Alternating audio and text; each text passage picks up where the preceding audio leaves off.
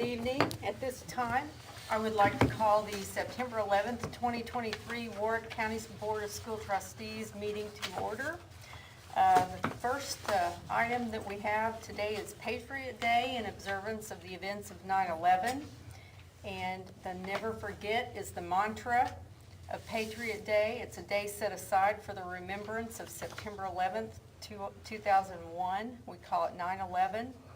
And most of us probably remember it, but as I was thinking about it today, our students don't. They weren't born yet. So it's one thing for us to never forget, but we also need to share that information with our students as well. Just a quick reminder, I know you're familiar with this, but for me, September 11th began as any normal school day would. I was principal at Linville Elementary. The day did not stay that way, however. It quickly, the events that happened changed the world. That day, 19 suicide bombers linked with the Islamic extremist group Al-Qaeda hijacked 4 airliners and carried out suicide attacks against targets in the U.S. 2 planes flew into the World Trade Center towers in New York, the first one at 8:46, the second at 9:03. At 9:37, the third plane hit the Pentagon, and then at 10:03 a.m., Flight 93 crashed in Shanksville, Pennsylvania, thanks to the Good Samaritans on board that aircraft. As we have a moment of silence tonight, please let us not forget, let us remember that day. Please join us in a moment of silence, followed by the Pledge of Allegiance.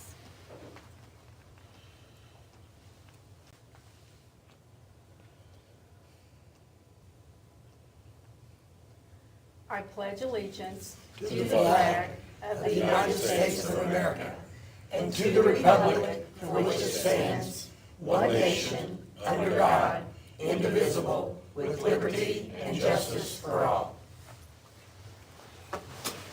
Thank you. We will move on to item 3, which is patrons' concerns, and we do not have any at this time, correct? That's correct. Okay. Moving on to agenda item number 4, consideration of routine business. Dr. Redmond. The routine items tonight include the minutes of the school board meeting held on August 28, 2023, and the claims and docket for September 11, 2023. I recommend the board approve the routine items as presented. I moved. We have a motion by Mrs. Glover, second by Mr. Baker. Is there any discussion? All those in favor signify by saying aye. Aye. Opposed, nay. Motion carries. The next item on the agenda is item 5, consideration of items for board action. And at this time, we are going to hold a public hearing for proposed budget, capital projects plan, and bus replacement plans. So I would like to recess our regularly scheduled board meeting, and we'll have a public hearing at this time. Mr. Armstrong. Thank you. I'm going to direct your attention to that far wall there. I may be walking back and forth, but I can't read everything from back here.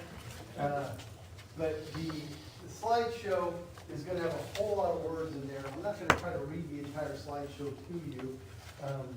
However, for the ease of all of the numbers I'm going to say, I want you to be able to see the numbers in print. So as we move through it, there'll be a whole lot of numbers on these documents, just so that you can have something to reference when I'm talking. Any of you are Breaking Bad fans, that's Skylar and Walter up there, or Todd and Abby. We have come out of the COVID federal funding dollars.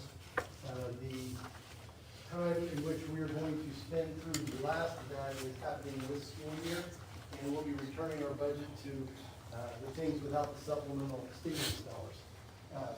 That's the reference there. This budget plan is going to include bus replacement, debt service, capital projects. The capital projects, of course, are all the maintenance and facility acquisitions and renovations that we do throughout the year. And I'm going to start here.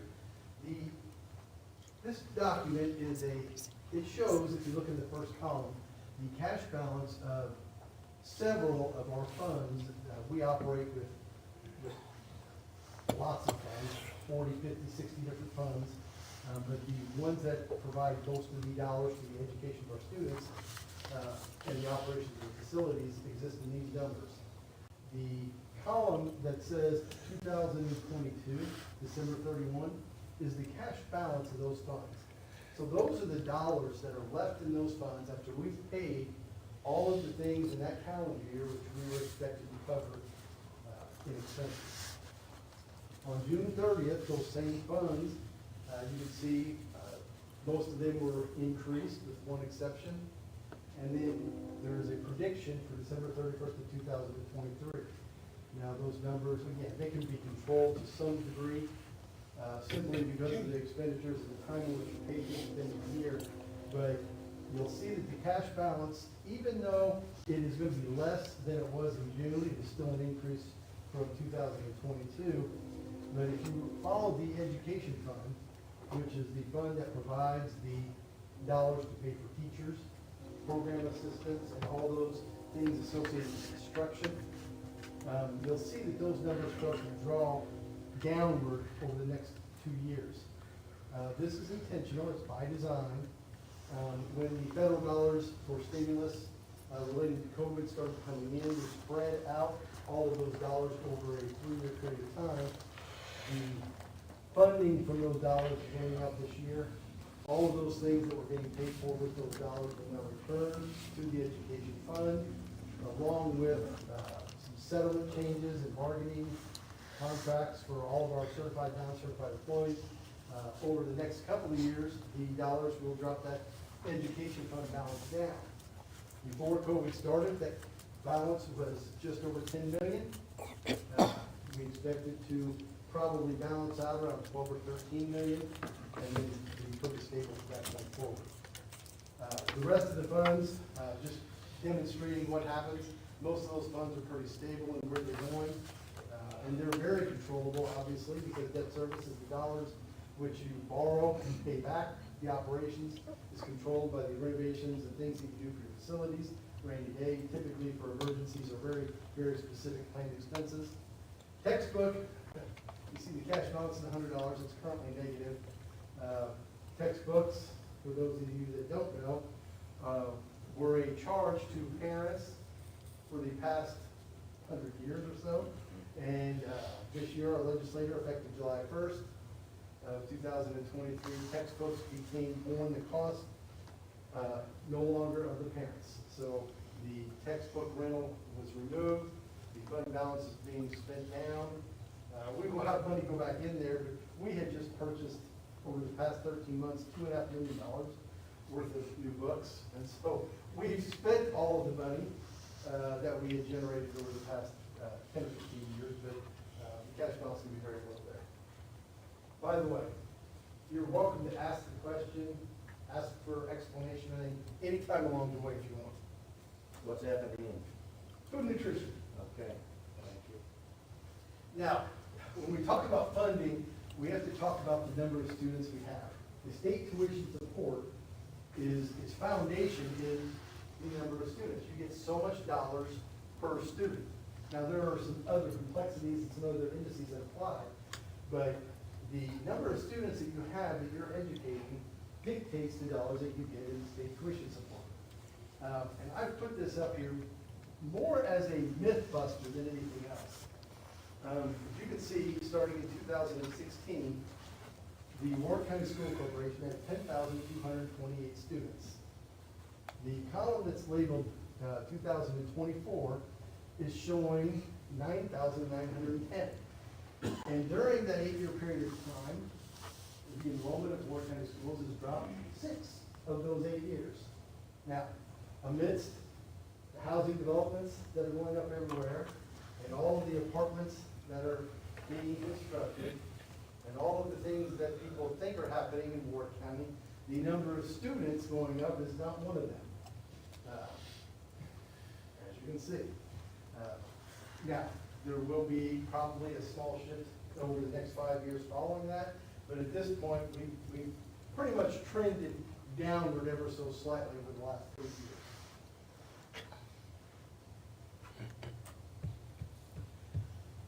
Now, referencing that, the money that comes from the state tuition support, if you go back to the first slide, I was talking about the education fund. That is the fund that provides for the instruction, things we pay for that are specifically related to instruction. The state appropriation was 8.2 billion. That's for all the school corps in the state of Indiana. It went to 8.84. Now that is a pretty hefty increase.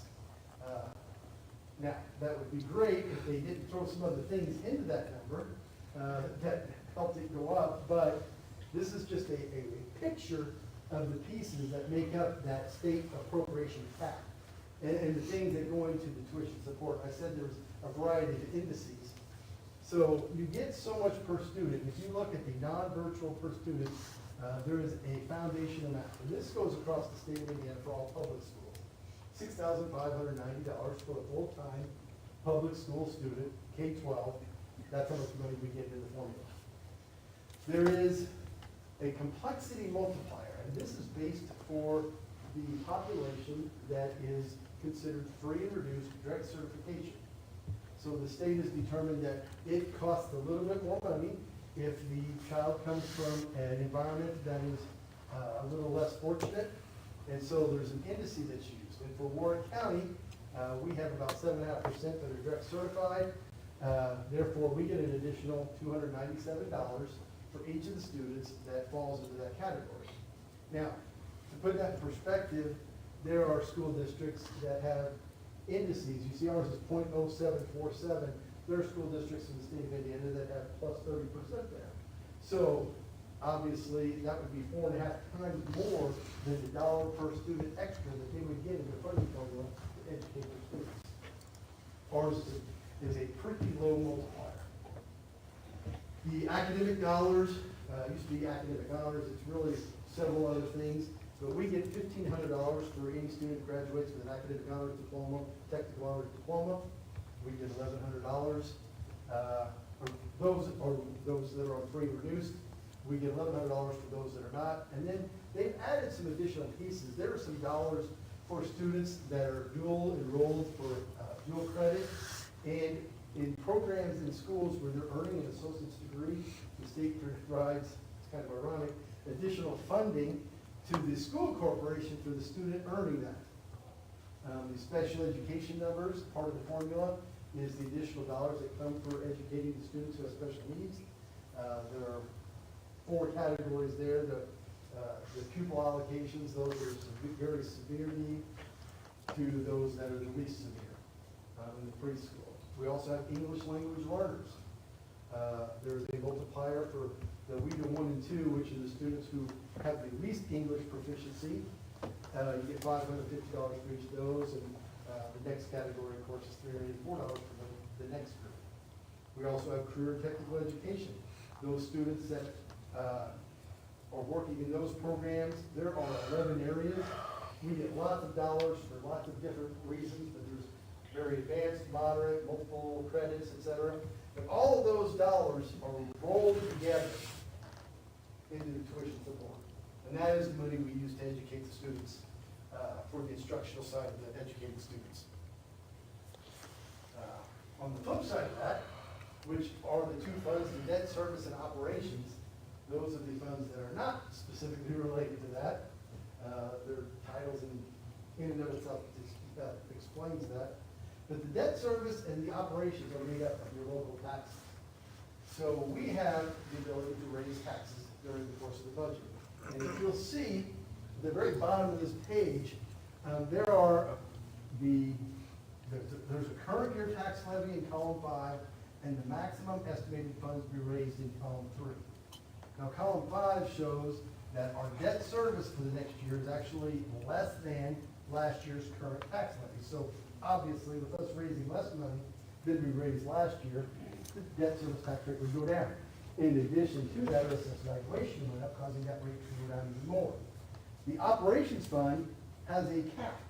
Now, there was a $27 million, it looks like we have almost a 30% increase. That cannot happen. That is for advertisement purposes only, in case there was a 20% drop in tax rate, or the local tax base because of assessment, Alcoa went out of business or something dramatic happened. we have a higher number in there to offset, to create a higher tax rate estimate, even though the dollars that we would collect can't be higher than the 21,794,000. So last year's number for this particular fund, you have last year's number that we raised, which is 20,953,000. That number can only be increased by the assessed valuation growth quotient, which is, in Indiana, the indice that's applied to non-farm income, 6-year average. And for us, that was 4%. So the only thing that can happen is that number can go up 4%. Technically, the 21,794,000, the most dollars we can raise. And I'm going to talk about that a little bit as it applies to tax rates in just a minute. Tax rates. 2003, the first couple of years there, the things that were going on in the 1/3 tax value. But 2003, and I've been keeping this since I got here. These are what's happened to the tax rates in Warwick County in the school district over the last 21 years. You can see the column labeled tax rate. And you'll see the odd colors and change of shapes and things, because during that time, certain funds became non-taxable. Funds were combined into a single tax. But what's important is the assessed valuation. There's two numbers there that are highlighted in pink. In 2008, the assessed valuation was $3 billion. The following year, it dropped $428 million during that reassessment. It took Warwick County, as you can see, 11 years to get back to that number. And now we've had tremendous assessed valuation growth over these last couple of years. But what happens with great assessed valuation growth, yes, your house is worth more money and the tax rate goes down, but that does not mean your taxes get less. So understand that. But down at the bottom, there is two numbers that are important. The advertised rate, which is the 0.8481. And if you look at last year's, the gold, the 0.6667, that was last year's tax rate for the school corporation. The advertised rate for this is 0.8481. The expected tax rate, the actual estimate down at the bottom, is a small, about a 2-cent decrease in tax rate, something that's important to taxpayers. The tax rate would actually be going down based on the factors that come into play here. In the end, when I'm talking about the property taxes that are funding us, I would expect another year of a reduced tax rate. Any questions yet? Okay. So, there were some statutes over the last several years that had come into play. One of them was that no teacher would be making less than $40,000 in their contract. In addition to that, they passed a 45% rule, which was you had to spend at least 45% of that tuition support on teacher salaries. And so we have to break down our expenses into all these different categories. And in the end, Warwick County, during the last year, spent 47.67% of the tuition support on teacher salaries. We were 0.02% higher than the state average, pretty close. The minimum requirement was 45%. Now, in addition to our salary, we have a 4.5% defined contribution plan that goes in addition to that salary. Some things that are very interesting now, and I say these in a both good and bad way. First off, when we talk about dollars spent per student, this number can show up in 5 different places and be 5 different numbers. Because when you talk about cost per student, it depends on what actually values they're looking at. Do they include food and nutrition? Do they include debt service? Do they include federal grants? Which of those items are going to be included in that number? But in this particular, 10,929, those things are included. The state average per pupil expenditure was 13,000. We were at 10.9, and we ranked 284 out of 291 cost per pupil.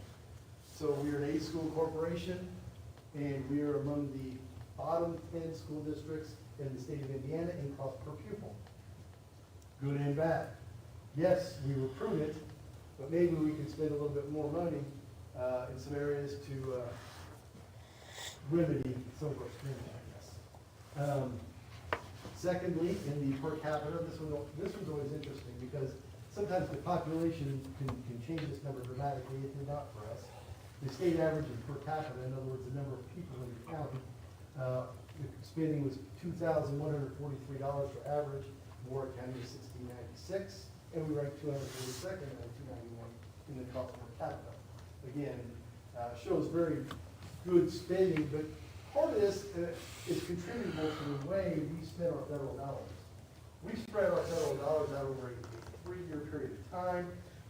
We didn't save all of it at once, but we saved a nice chunk of it. And so the dollars that get spent could be, again, I can make these numbers because I can find numbers that say different things. The bottom line, I'm just gonna go to this, is that we spend pretty wisely. We operate based on the revenues we have, and there's some things maybe we're gonna do in the next section here to talk about maybe spending a little more money. Teacher salary range, this one's important. Again, required to be over 40,000. And when that statute passed, we were already over 40,000, so this wasn't a big deal for us because our bottom of the scale was already above that.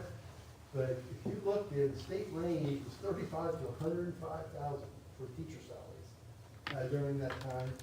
Our most recent contracts range from 42 to 44.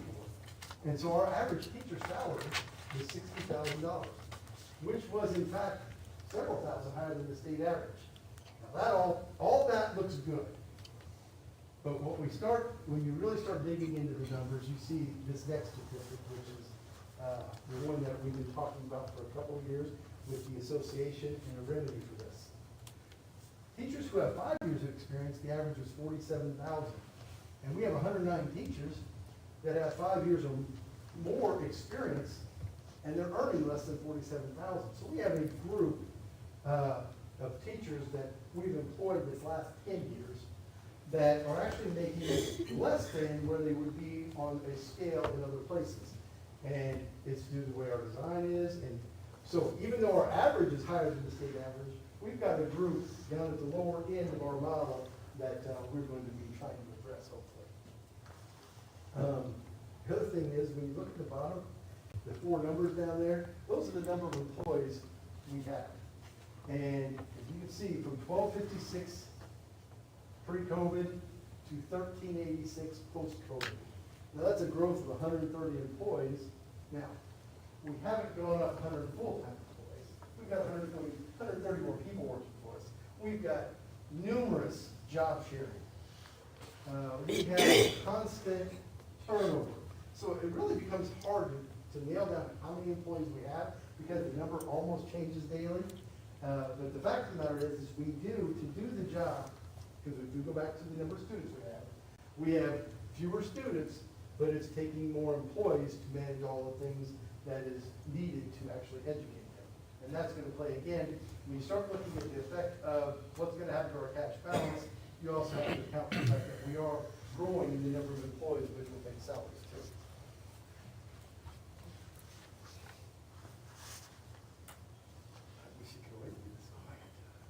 Per pupil spending. This is the building level. And I go back to, like you can say any numbers you want. On this particular document, the corporation average, $9,517 in the far right column. In 2021-22, they haven't calculated 22-23 in dollars yet. So our corporation average per building for student costs was $95.17. That is a list of the building costs in Warwick County School per pupil. Now, when you get to a really small school, a teacher at the top of the scale or 2 teachers at the top of the scale can certainly make the cost per pupil look dramatically different. And so these numbers, they're required for us to maintain. We have to budget and calculate and track all this. But again, the numbers by shifting personnel, by charging teachers at Tecumseh High School instead of 75% at Tecumseh High School and charge them 25%, even though they're working at the high school, middle school, we could certainly make these numbers look a little different. The bottom line of this is that some of our schools, because of the number of students that are the makeup of the grade levels, if we have 3 grade levels, they might be able to have 23 students in each of the classrooms, but at another school, we can only have 19, but we still need 3 teachers, so the cost per pupil obviously goes up, just as a function, we need more staffing, even though the number of students isn't that much more. Anyways, in addition to that, you can see the bottom area there, the demographics.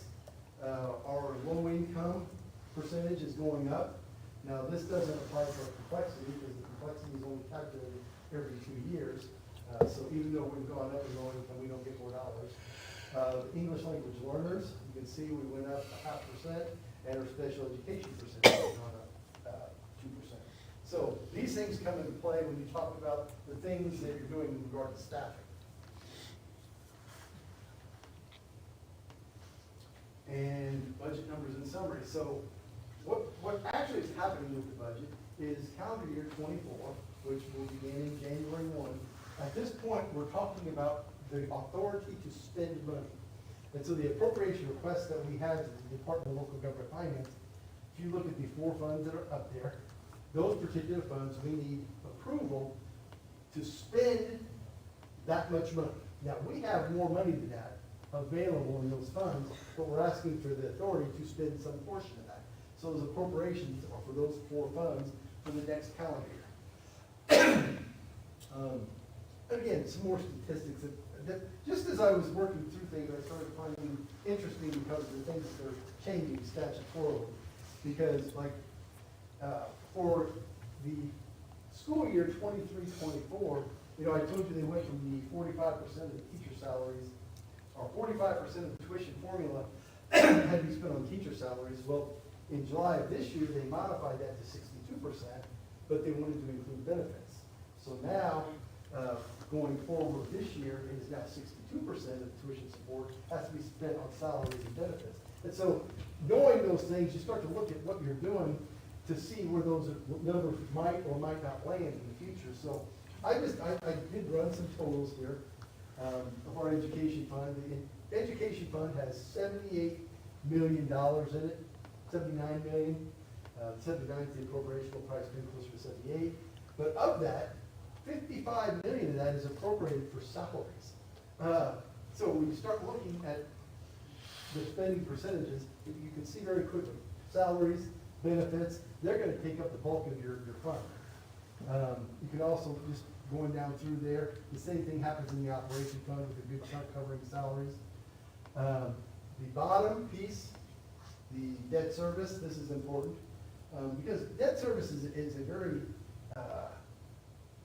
functioning tool for us, because we've been able to borrow money for very, very short term with very low interest rates over the past decade.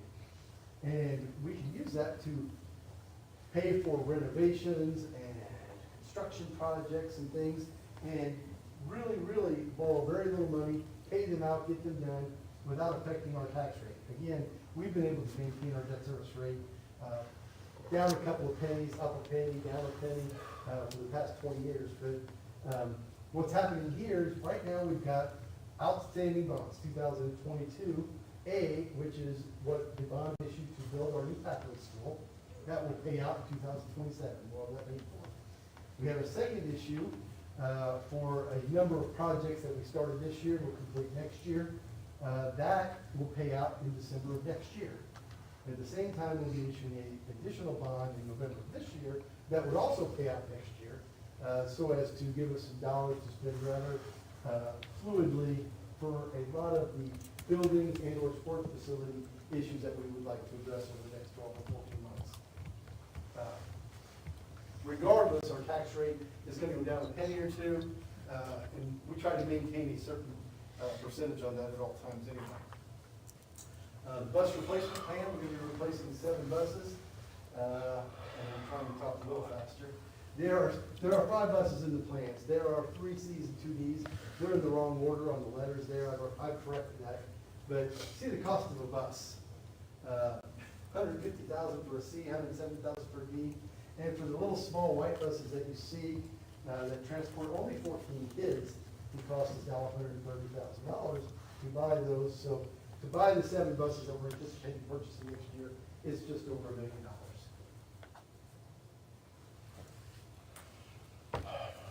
This is a summary for all the buildings.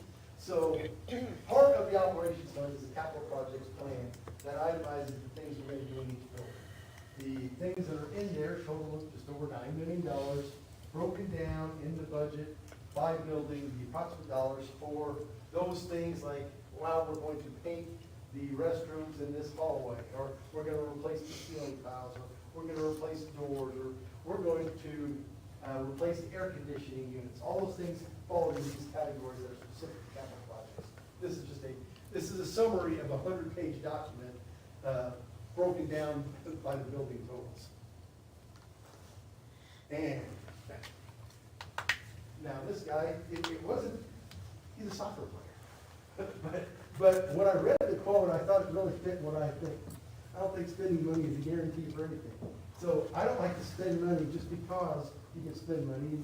You want to hopefully have some sort of outcome that actually can dictate that it was worth spending the money. So he's not no great philosopher or anything like that, but just something he said I thought really just fit my belief. Student population. So this is summer. Again, we're gonna be approximately 318 kids less than we were 7, 8 years ago. That does not include, if you go down several lines, the fact that we have 200 students transferring in from out of county. So technically, we would be down almost 500 students over the last 8 years. Regardless. Funding formula, even though we're gonna have less students, the indices that are used in the funding formula, the additional appropriations given at the state level, are going to give us increased revenue. The effects of COVID-19, yes, we're still having lots of turnover, but our grant funding is dissolving, and it's going to, we'll start moving things back into the funds in which we ordinarily spend money. Tax rate, going to be about the same as it has been, a small decrease. I talked about the AV. The AV from 2023 to 24 is up 7.6%. The previous year was up 19%, and the previous year that was 6%. So in the last 3 years, the assessed valuation of your home, on average, has gone up 33%. That's big when you start talking about taxes and tax rates and things. Debt service, like I said, it's a mechanism we use. Transfer students, so that cash balance. Again, it's intentional. It was planned when we started getting the federal dollars for COVID that we would systematically spend the money and systematically return to our normal cash balances. Capital projects, they're always greater than the revenue we have. We've got a lot of sports facilities that need some additional work. We have, like I said, capital projects money all day, every day. Overall budget, $127 million, I left out 0.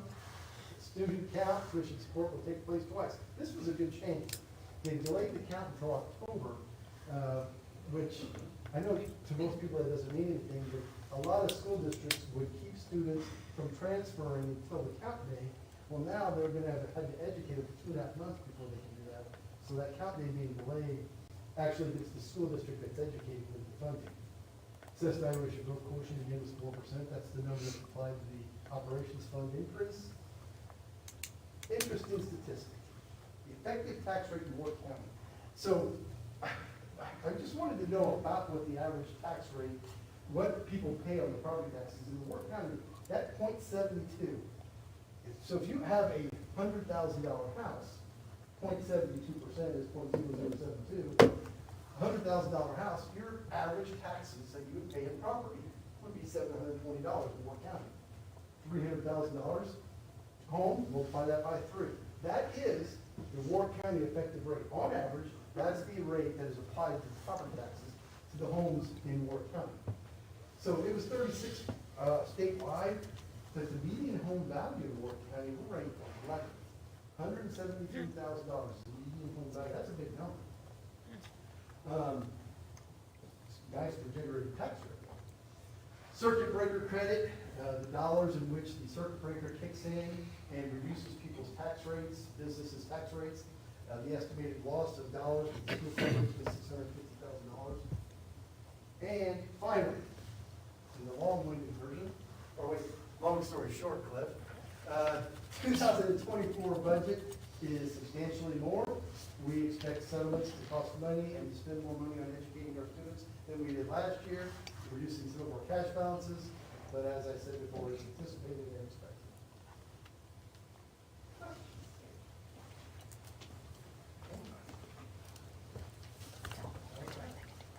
Is he finally done?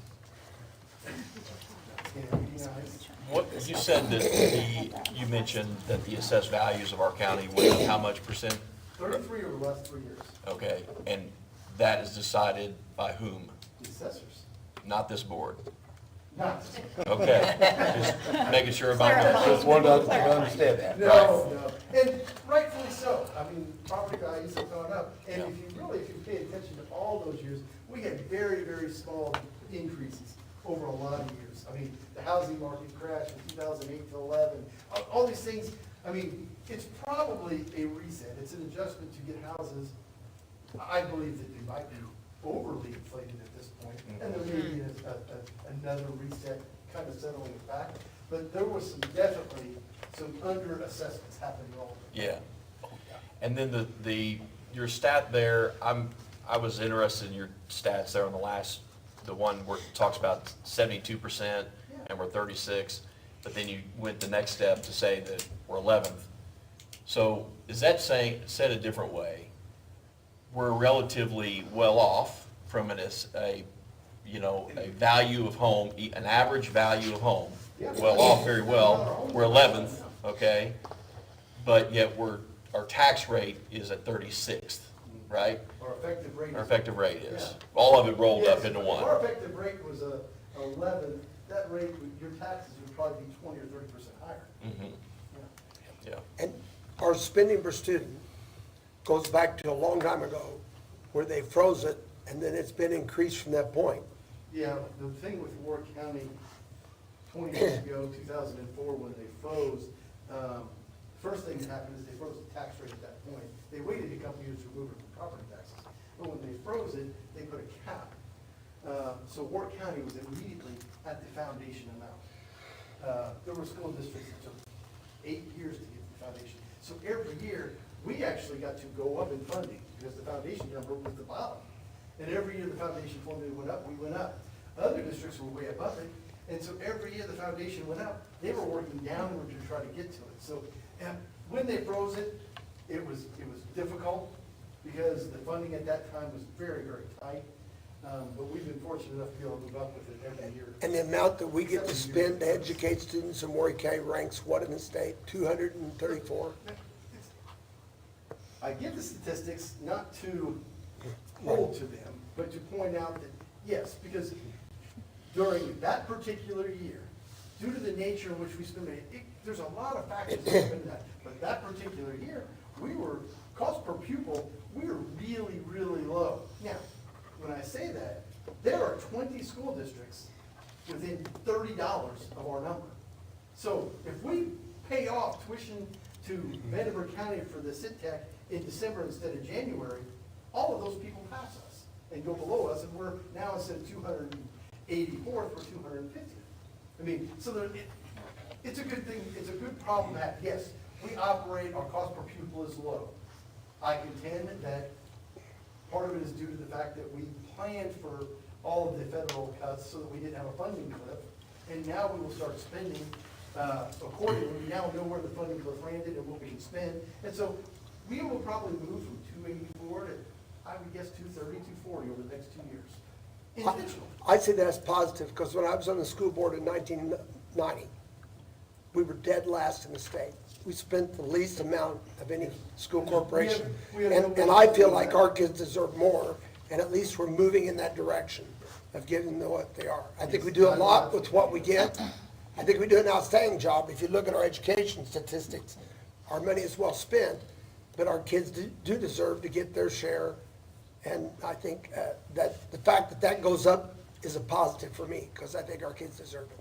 And I intentionally put some of those statistics in there so that you would see it that way. Yes. Yes. Yeah, just a quick one. So the employment, I think, went up by maybe 12%, and it just said employees. It didn't say teachers or anything. And you mentioned on the last slide that funding for those employees is subsided. Is there a plan to unwind that 12%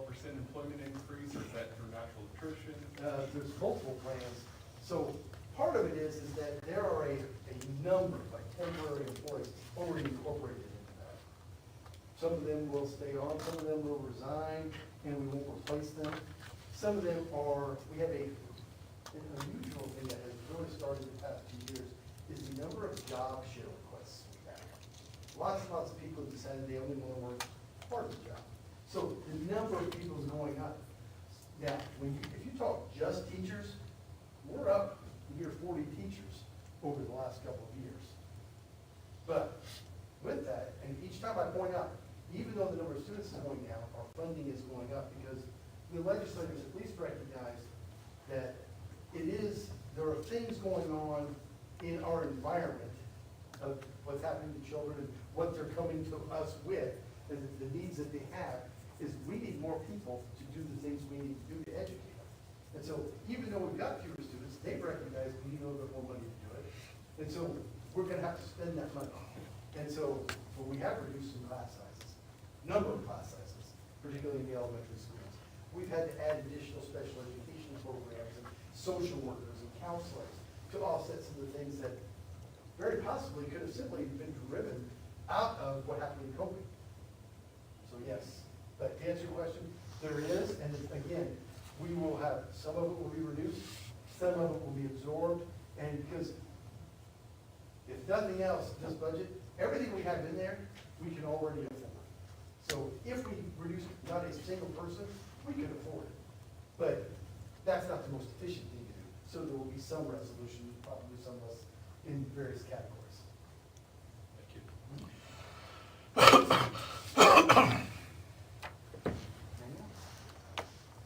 Okay, I would like to give members of the public one more opportunity. If you have any final questions for Mr. Armstrong or comments about the hearing before we close it.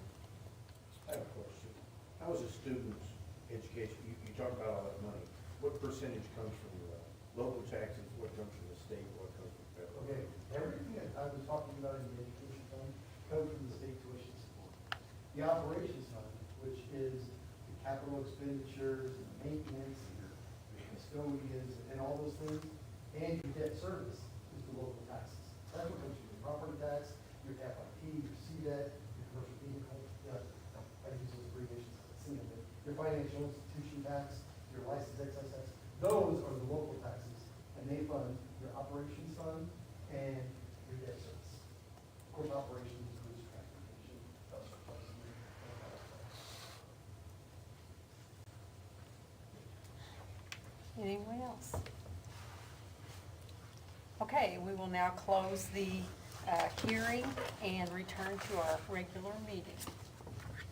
Thank you, Mr. Armstrong. Thank you, Todd.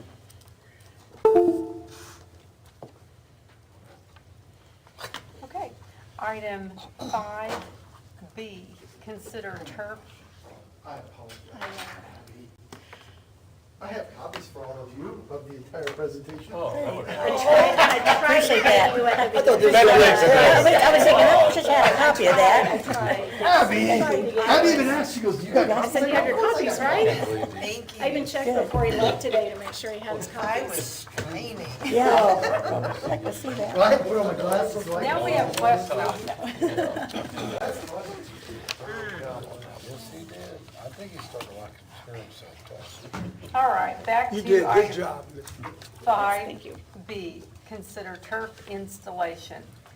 This has been something we've been talking about for many, many years, and it's on the table tonight. And I would like to make a motion that we go ahead and begin installation on turf at Boonville High School and Castle High School. Second. Football fields. Football fields. Be specific. I thought I said that, I guess I didn't. I second the Football motion. field. Okay, so I made a motion, Mr. Iger seconded it, and do we have any discussion? I would like to just make a couple comments. I'm going to abstain tonight on that, and it's not that I'm against the turf. It really isn't. And Mr. Armstrong is a whiz with the budget, and he assures us that we can afford to do it, and that we can afford to do both schools at once. I did have a concern as far as doing two schools at the same time. We all know how, it's probably getting a little bit better with supply and demand now.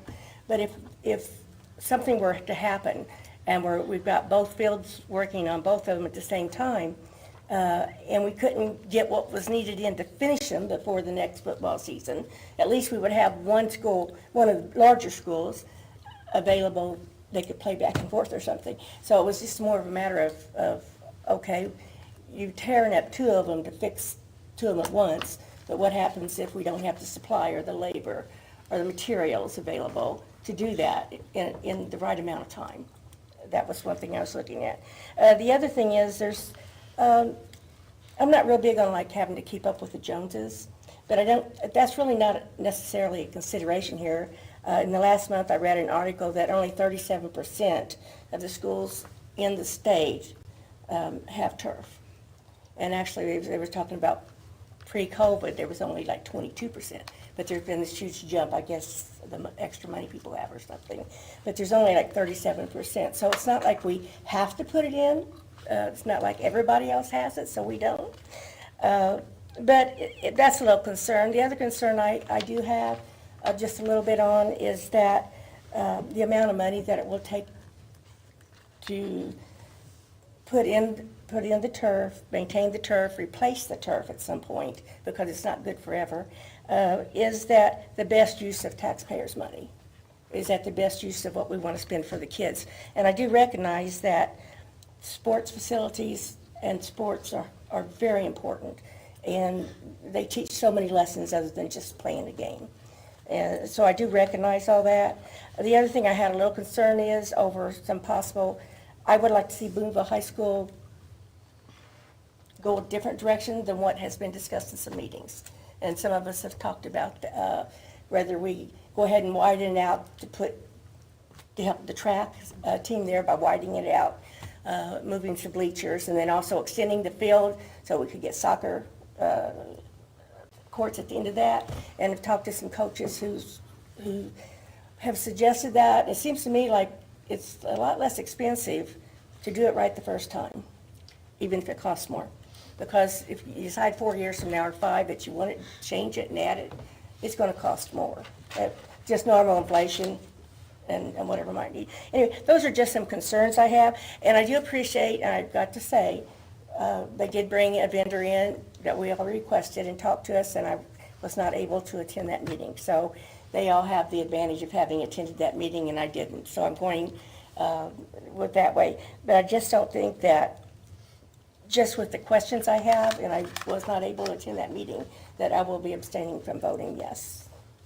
A couple of items that you brought up, I agree, I definitely see the need. I don't feel like we're keeping up with the Joneses at this No. point. This is old stuff, and we've been diligent about, I think, studying it and finding out, how things have gone, and the presentation was awesome.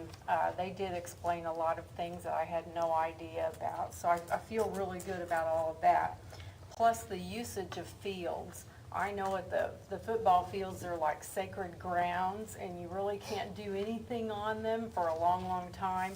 So I'm excited about band using it, and I believe, Mr. Armstrong, didn't you say that we are looking at soccer using these as well? We're talking about PE classes. PE during the day. PE. Probably multiplied by 100. Right. The number of uses. I mean, That's a club, right? We're talking about substantial Usage. Increase in usage for those particular fields. Absolutely, and that's the benefit of this in my books. It's not just that we have a nice football field, because we have nice football fields, but this will make it even better, and everybody will be able to practice and use it too at some point. The other thing with the track, I would like to see us investigate, and I know Mr. Armstrong is working on this. We talked about the track. Boonville has the only 6-lane track in the county, and one of the very few in the whole tri-state. So we need to look at the possibilities or the options, just exploring that to see if it can be fixed. I'm all for that too, because I think that facility needs to be like the other ones. So that's hopefully part of what's going to happen in in preparation for this, but I am ready to go ahead and say, yes, we need to install this, we need to get moving on it. There's kind of a timeline that we're trying to follow, so. I just had a comment there. It's like, I think about my home. It's initially expensive to install a new air conditioning unit. And it'll be a great initial cost. Right. But over the years, the maintenance is going to be less than. Yeah, what I've always heard it'd be a little bit about the same as a grass field. No. No. I don't Again, think I so. apologize because Right. COVID decided I shouldn't attend that meeting. And they said, they also told us that how many years are they looking at replacement? I mean, that has even been stretched. They That's said they been had stretched some out. that were 15 years old. Do they now, Yes. rather, it And used to they be just around said that 8? some up at 8, they were looking at replacing at 8. But they Right. said they had some as old as Depends on 15. the hours Because of they- use. Yes, and the importance of the maintenance. Correct, yeah. Yes. And technology has changed. Yes. Because I think potentially the infill, the rubber pellets, that technology, from what they said, has gotten much better to the point where we're not even looking at those anymore. Some kind of Correct. coconut natural cooling thing.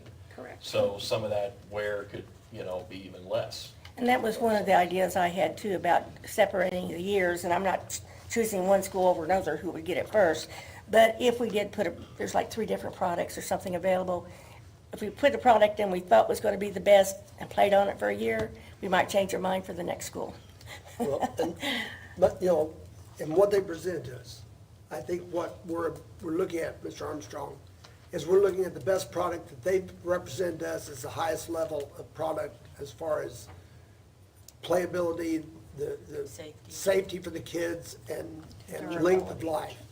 And And so I think temperature. that's very important. For me, it's about use of our facilities. I think we have kids doing a lot of things besides football, and at this point, on our current structure, they can't really get on the football field. And that's a big part of our campus. And I think this will make that accessible for them and allow them to have it. I believe that if we're going to do it, we do it for 2 schools. I think Tecumseh has an outstanding new facility, and their time will come, but it's brand new. And I feel like that we need to utilize that a little before we replace it. I believe Boonville needs an 8-lane track. If everybody else has one, Boonville needs one, and I'm going to be pushing, as other members of the board, to see that we can get that done. But I think that in order to get this in place so we can get it to the kids, we've been talking about this since I've been on board for over 8 years. I mean, it's just not something that's been rushed into. And I think at some point, we just have to decide it's time to do that. And for me, this is the time. Okay, is there any further discussion? I just, to Brenda's point about if there's a problem, Dr. Redmond, our middle schools play on Thursday, I think, football, talking football, right? So current use of these fields are football, okay? We're changing that with this. We're hoping to change that with more use. But currently, intended use is football and Friday nights, okay? If we're playing Thursdays at middle school, if there's a problem, you have Other 2 other facilities that available. are fine, that aren't, Yes. no planned use with lights. Yes. So that wouldn't be an issue for, if there's a Yes, problem. we would have I see the Plan point. B, Plan C. Yeah, you'd have And several other plans. facilities and options, Yeah. yes, for sure. And I hadn't thought about that until you brought that up, so I think that would be covered, probably. And I just want to echo the point of use. And you made this comment a minute ago, earlier, when you were in high school a million years ago, right? I was in high school, not a million years ago, but I was in band and football, and I played them both. And I was told no a lot of times that you can't use this field. And we were standing on the track when it was wet, just because of football. Now, I happen to be a football player, but I want to be on the field, and that's what this is for. This is about 4 times use. Right. So to me, it's easy to spend the money. We're good stewards, but when you have a need like that and you can increase usage for your kids by 4 times, I think it's a no-brainer. So, my thoughts. I'd like to add one thing. Jokingly, I look forward to driving past Castle High School in July and not seeing those band kids out there on that hot asphalt. Yes. I don't know how they stand it. It's bad. In the middle of the afternoon sometimes. I mean, well, everybody knows how it is in July. And if they can use the football field, which the athletic directors, that will be their job of scheduling, but we've got the clubs, the lacrosse, and PE classes. They can go out there 10 minutes, in our presentation, 10 minutes after rain, you could be on the field. You know, it's not, there's no mud, and there's no dirt. So I think it's a big plus for our students. Any further comments or discussion? We have a motion and a second. Is there any, there's no more further discussion, I guess. We've talked it to death. All those in favor signify by saying aye. Aye. Opposed, nay. And we have one abstention. Okay. Thank you. It's exciting. Item 5C, review MOU between USI and the Warwick County School Corporation. Dr. Redmond. In your board packet, you will find a request from the Director of Human Resources, Dr. Doug Gresham, to review and sign the Memorandum of Understanding between the University of Southern Indiana and Warwick County School Corporation. This program is through the College of Nursing and Health Sciences and Health Professions and shall be effective for 3 years. The MOU outlines the specifics of the program and has been viewed by our attorney, Mr. Whitehead. And just for clarity, this MOU is so that students at USI who need their practicum hours in the health sciences can be placed in our buildings just like we do with student teachers. So we're talking about their students coming to our facilities for practicum hours, for OT, PT, nursing, and things of that nature. So I do recommend the board approve this request as presented. So moved. We have a motion by Second. Mr. Baker, a second by Mr. Mosby. Is there any discussion? I think it sounds like a wonderful idea. That's Yeah. exciting. All those in favor signify by saying aye. Aye. Opposed, nay. Motion carries. Item 5B, Dr. Redmond, consider accepting donations to schools. Thank you. In your board packet, you will find the following donation requests. Chandler Elementary School, $1,795 donation from Cook Foundation to purchase FRAX 1 and 2 math program. Tecumseh High School, $1,000 donation from Old Friendship General Baptist Church to be used for items that the nurse may need for students.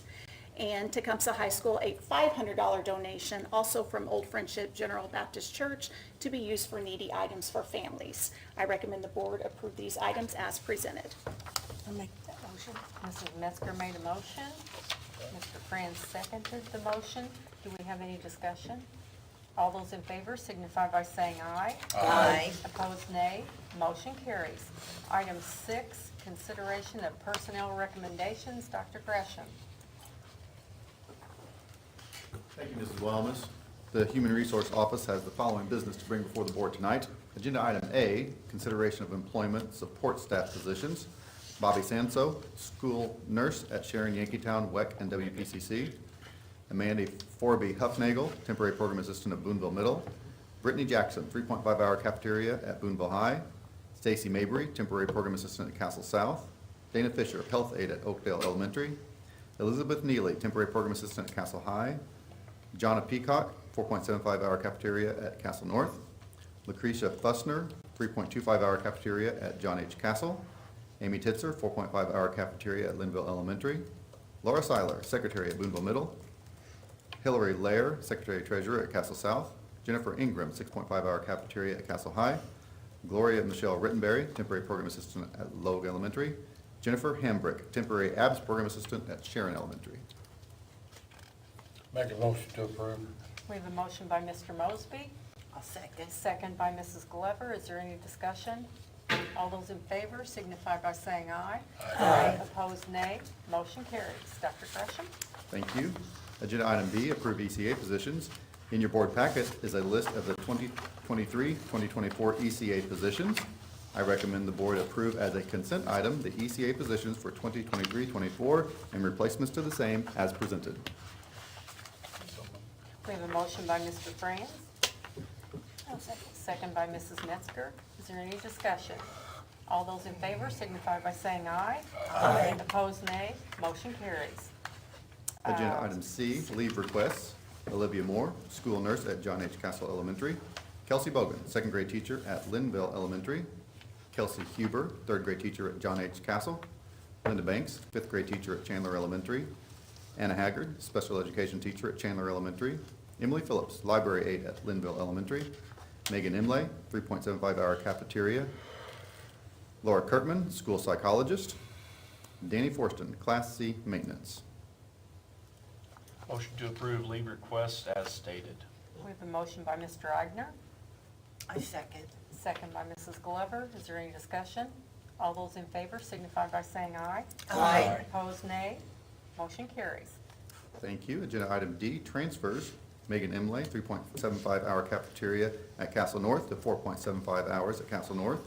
Agenda item E, report of early return. Maura Humphrey, third grade Excel teacher at Chandler Elementary. Agenda item F, resignations. Michael Feller, 3.75-hour cafeteria at Castle North, resignation effective August 8th, 2023. Rachel Gunn, 3.0-hour cafeteria at Castle High, resignation effective August 28th, 2023. April Humphrey, full-time custodian at Sharon Elementary, resignation effective August 24th, 2023. Michelle Thomas, ABS program assistant at Sharon Elementary, resignation effective September 6th, 2023. Jamie Moore, health aide, Sharon Elementary, resignation effective September 15th, 2023. Erica Ingram, program assistant at Castle High, resignation effective August 30th, 2023. Stacy Mabry, temporary program assistant at Castle South, resignation effective September 15, 2023. And Hannah Smith Query, program assistant at John H. Castle, resignation effective September 8th, 2023. Thank you, Dr. Gresham. Moving on to agenda item 7, reports. Dr. Redmond. Yes, we have one report tonight from Mrs. Tish Wagner, our Director of Special Education. Good evening. Today I'm going to share a little bit just about what we've been doing within special education for the last couple of months, I would say. Things went pretty fast, July and August, and here we are already in September. It's just hard to believe. So most of that time, July and August, was spent just preparing for the school year to start. We have done a lot of training in that time. As Mr. Armstrong have referenced, a lot of things that we're doing now are still seeing offset of COVID and things that are intensified needs from our students. One of the areas we were seeing that was with some of our students within our emotional disability classrooms, especially at our elementary. So we spent a lot of time toward the end of second semester and through this summer really digging into some intensive training within those classrooms, even to the point of changing up some of the programming that we had done previously, because as our students have changed, we have to change with them. And so just some more recent strategies that are being utilized, we were able to push into those classrooms right now this year. Additionally, one of the things when we had talked to our kindergarten teachers that they were seeing as an impact were both related to language development and then just fine motor abilities from our students. We were able to pull in a program called the Fine Motor Boot Camp, and we have been able to train all of our kindergarten teachers in this program. We have one building we have left a few teachers in, but a majority of them have been done. And that is really a program that focuses and it embeds language and fine motor activities into the daily activities of our teachers. So they were all trained, they all got kits that they were able to use during their time, and then be able to offset that with students who needed more intensive interventions. So those were two things we were still seeing as kind of lingering from the COVID impact. Additionally, this month, we do have our Professional Development Day this month, and in preparation for that at our secondary schools, we've really spent a lot of time. Our Department of Learning and Special Education have teamed up together, and our staff have done a co-teaching training for our secondary schools where we have the general ed, special education teachers teaching together the general ed curriculum. And so we have done like a 101 training. And then on our PD day, we actually have Marilyn Friend, who is renowned for her co-teaching. She's written books. We were able to get her to come in, and she's going to be here working with 50 of our special ed and gen ed pair teams.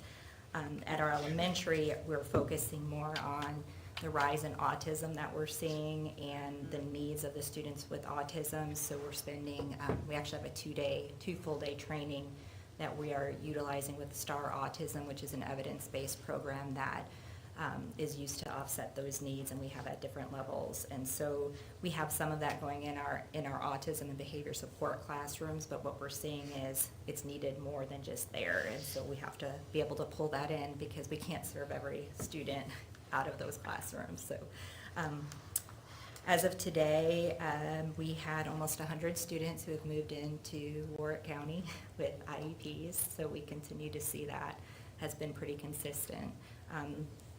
The last few years, that's kind of where, we may graduate 110, but then we have 100 move right back in, so we've been playing pretty well staying at that. So we've been busy just keeping up with those and the move-ins and the trainings in the special ed department. As far as transportation, Mr. Webb is busy as always, and so he's been working really mechanic and a dispatcher, and so he is a jack of all trades, and he jumps in and he's helped, but they have the mechanic there, and I think as of right now, we have the dispatcher at least partially taken care of, I believe, so those are good things. He did share, though, that as far as the drivers, that's been better than it had been, but they still have routes they're covering, and then just at the beginning of the year, they were really, they had to go back and look at some of our routes that they had updated, and so there was a couple of spots that got a little, the flow of traffic did not go as well as we had hoped the first few days, Castle High School. So, but they have been able to work through those, so that's what he's been spending his time with. Very good. Thank you, Mrs. Wagner. Okay, agenda item number 8, other board business, a couple of things. I just happened, as I was thinking about what you said about both fields being done at once, we have a perfect field at Linville, an extra football field that would need some TLC, but if we got to a Friday night or we knew that there was something coming up and we needed that field, I'm thinking that would be a good alternative use for a Friday night. So that's just something I happened to think of and thought I'd mention it. Also, she mentioned Mr. Webb, the transportation director. He has been working diligently with the city of Boonville and S&S Machine Shop. September 18th, we have the arches going up in Boonville, so they have routes redirected and that type of thing. So he's been working with them. That's going to be an exciting time. That So, is, yeah. Oh, is that why the street signs? Yes. Closed street? yes. Okay. So that, all that commotion up there after September 18th, it should be moving out and the arches should be up. They look beautiful. So Mr. Webb's been really helpful in getting the buses ready to deal with all of that mess. Excellent. Okay, personnel, our next meeting will be October 9th at 6:30 here in this building. And construction, we have a meeting tomorrow morning at 7:30 in the admin building. And in October, it will be October 10th at 7:30 at the admin office. And that's all I have. Special Ed and Transportation Committee meets September 20th, 8:30 Yes. at the administration building. 8. 8 o'clock. 8 o'clock on the 20th. Special Ed and Transportation. Policy and Curriculum Committee will meet October 9th. Is it 5:30 our regular time? Yes. Okay, at 5:30 here at the Central Services. Last call. Anything else? Dr. We're Redmond? good. Okay. Thank you for coming. Meeting adjourned.